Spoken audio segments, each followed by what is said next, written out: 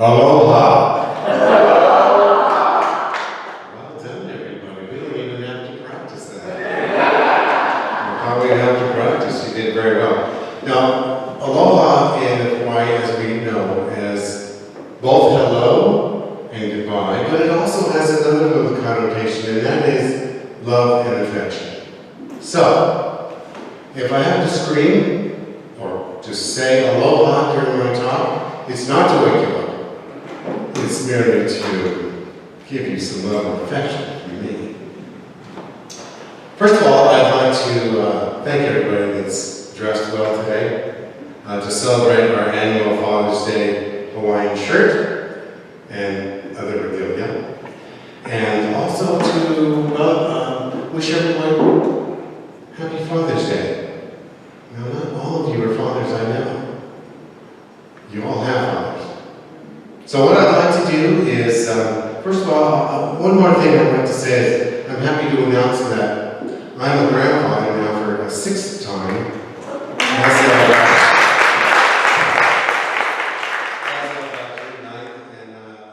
I congratulate my son Patrick for his first and wife Nicole.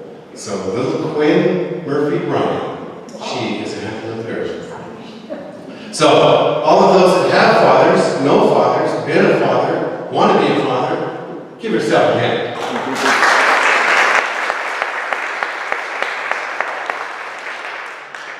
All right, so here we are in our third phase of the Deepak Chopra book, 7 Spiritual Laws of Success. My charge this morning is to go through 6 and 7, which really ends it all. It's on detachment, as well as the law of Dharma, which is our purpose of life. So last week, Reverend Carlo talked about letting go of attachment to specific outcomes, and we're going to look a little bit deeper into that this week. And Chopra, well, like Emerson and like Holmes and some of the other New Thought writers, is not known for small sentences. So I want to give you an idea of what he says about detachment. In detachment lies the wisdom of uncertainty. In the wisdom of uncertainty lies the freedom from our past, which can be the prison of past conditioning and our willingness to step into the unknown, the field of all possibilities. We must surrender. And surrender to the creative mind that orchestrates the dance of the universe. You know, I love that term, the dance of the universe. Have you ever went to the dance floor and not been prepared and really didn't want to be there? Don't think so. One of the things that helps me bring a visualization of the idea of detachment comes from the Upanishads. It goes like this. Like 2 golden birds perched on a tree, intimate friends, the ego and the God self are really one. The former ego eats the sweet and sour fruits of the tree of life, while the latter God self looks in detachment. To me, this is a good visualization because what it really means to my mind is both. You and I live, we have 2 things, don't we? We live in the physical world, but we have a spiritual being as well. So those are the 2 birds. Now the ego, what's he do? Eats everything.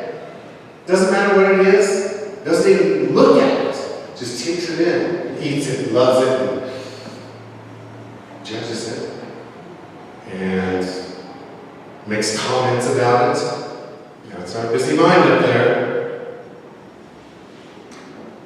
However, on the other hand, or branch, is the spiritual self.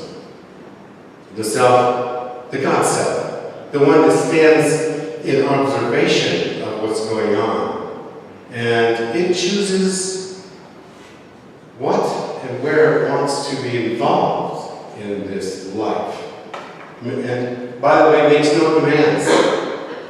The God self makes no demands on the ego.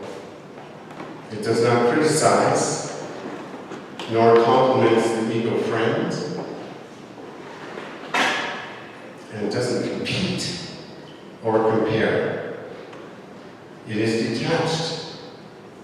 It just sits there in the vitrine, deciding what might be the best choice for itself, and waits until it's ready to move toward its preferred selection. And I don't know if it's just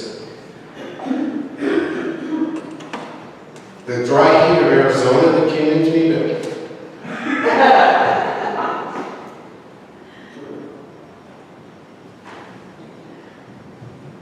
I needed some water. So, doesn't the second verb sound a lot more peaceful? Easy to handle. All those good intentions, the focus of life, detached from what's happening in front of it. That's the good part. The law of detachment says that in order to acquire anything in this physical universe, you have to relinquish attachment to it. You still have your attention, of course, and your desire, but you don't give that up. But you give up the attachment to the result. Now, Deepak says this about that. The moment you relinquish your attachment to the self, combining single-focused intention with detachment, at the same time, you will have that which you desire. Pretty simple rule. And that's possible because it is based on the unquestioning belief of the power of the true self. In reality, that's the God self that we're talking about here. The God self that is the divine knowing. Divine clarity, divine inspiration. It's having the absolute trust of God to move in you in the direction of your desire. And we realize that the whole realm of possibility is available to you. When we have attachment, it's generally based on a connection to some fear that we have. While detachment is a connection to trust. Trust that God is our source, the source of all abundance and wealth.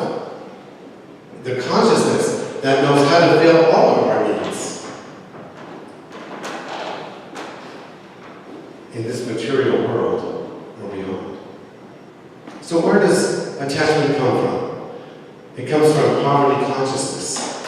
It comes from an attachment to symbols of the society's symbol of success might be cars, really cool things, and houses and bank balances and really cool shirts and all the kind of things that, well, that's what we kind of live with, doesn't it? But is that what really gives us fulfillment? Is that what really gives us that good feeling?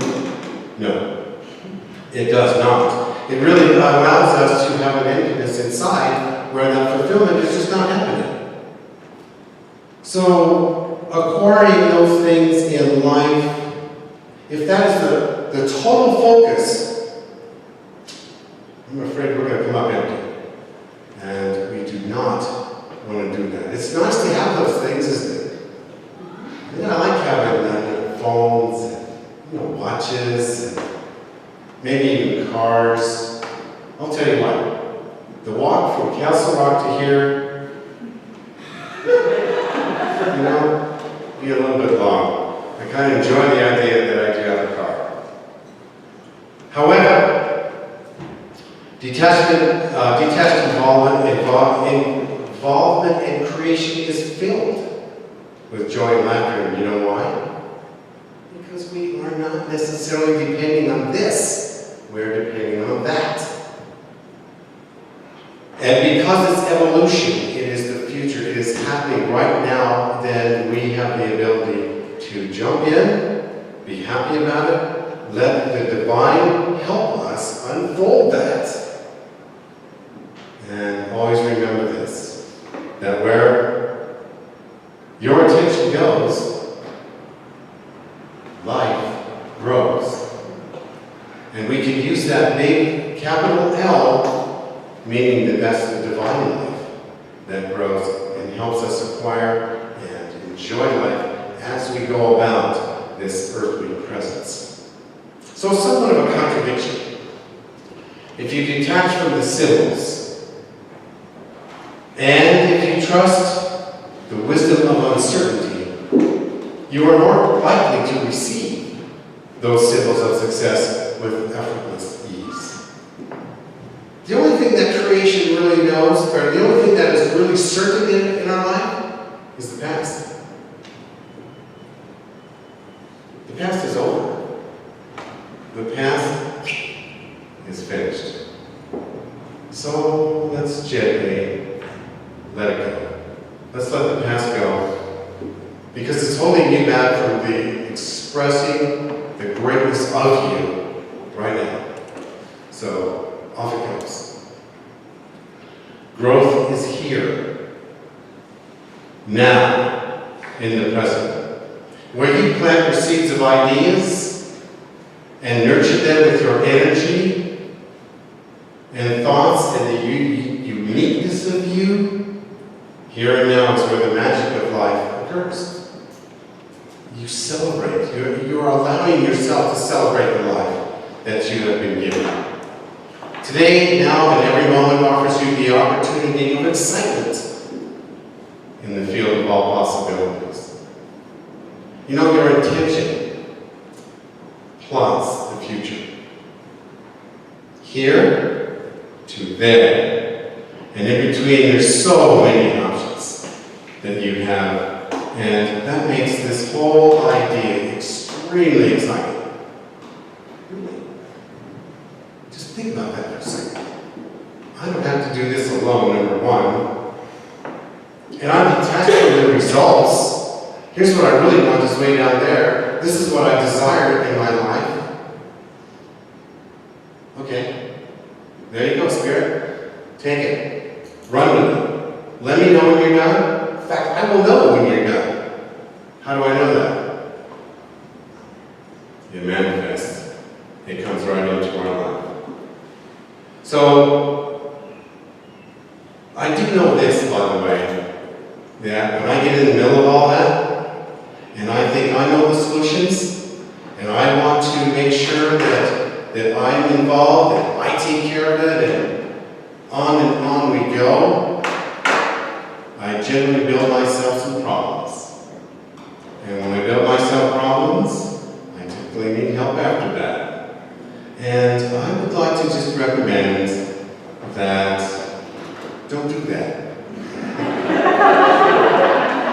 You really don't need to force solutions. They will come.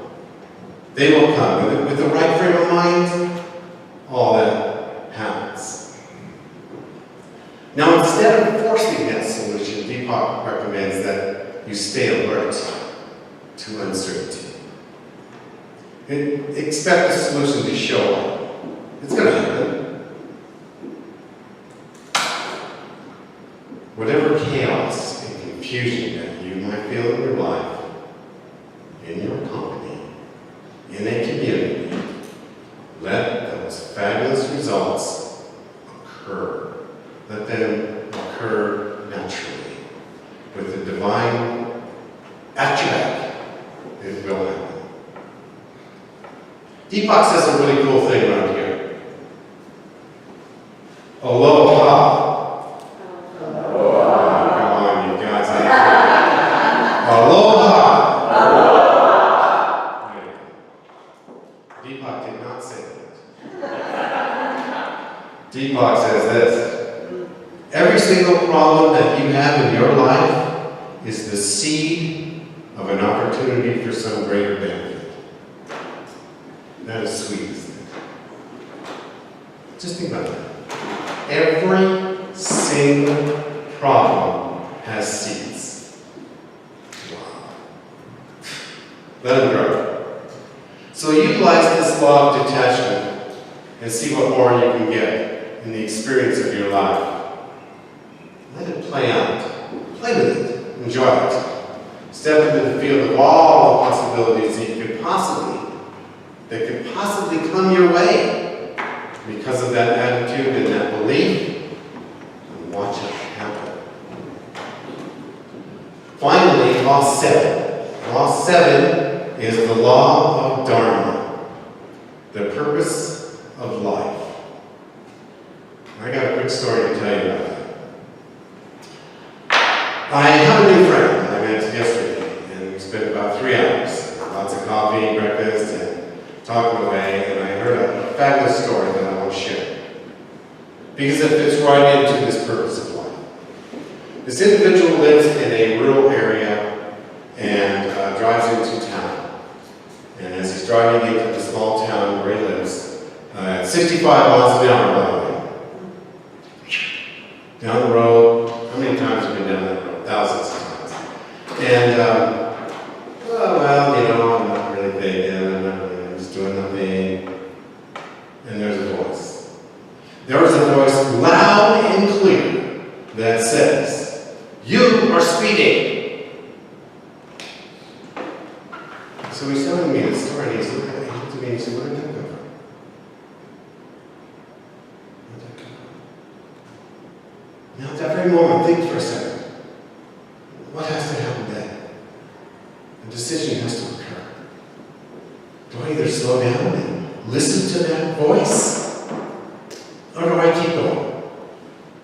Well, he kept going, he got a ticket for $189. But here's the awareness. And the beautiful thing about this story was the emotion behind this story. Was tears came, and mine too, about, really? What was that message? What was that? You and I might say, well, it's that divine voice, or that inner voice within us that tells us, that inspires us what to do. Others could say it's Buddha knocking on the door, or it's Jesus telling me what I need to know right now. Well, that story further evolved into something that I think is most precious. And that is that he said further, those messages are not stopping. There's more. Another one came along that said, now what do I do? How do I help? How do I serve? It just grabbed me. How do I help? How do I serve? But that is exactly a perfect segue into this next part of the book. Deepak says this: everyone has a purpose in life, a unique gift, or special talent to give others. And when we blend this unique talent and service to others, we experience the ecstasy and the exaltation of our own spirit, which is the ultimate good of all God. And it's time for snacks.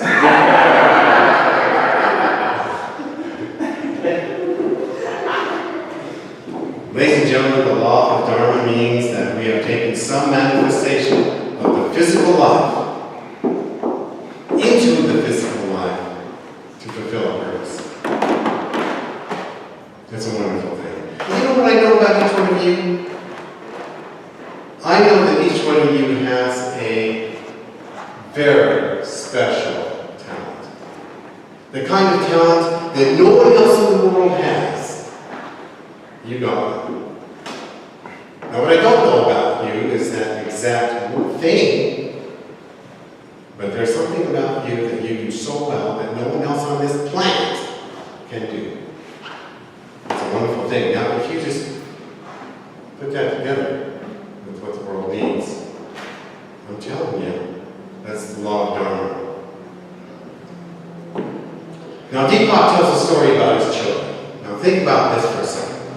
He's talking about his 4-year-olds. As his children grow up, he tells them, children, you are on this planet for a purpose. You have a unique talent. You have a mission on this earth. You need to know what that is. You need to know your purpose in life. So, don't worry about money. Don't worry about, if you're having trouble as you grow up and you need some help with taking care of life and bills and all that good stuff, don't worry about that. I'll take care of that. Don't worry about getting the best grades. Don't worry about going to the best schools. I want you to focus on one thing, and that is your purpose in life. Find out what that purpose of life is for you.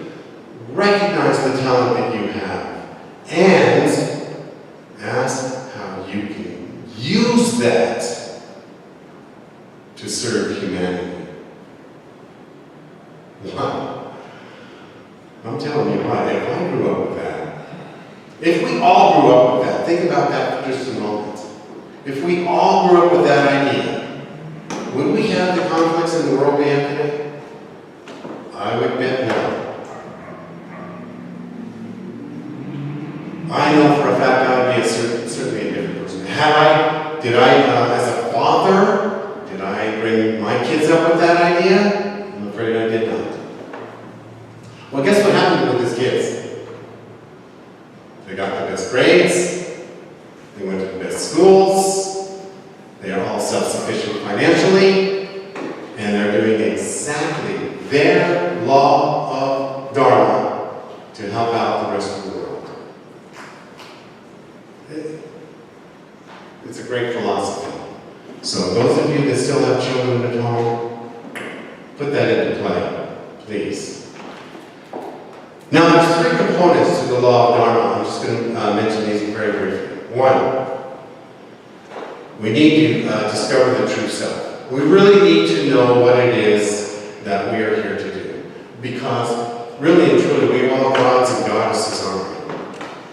And so we take that godness within us, we find that talent that we can use, and we put it into play. We figure out how we can do that.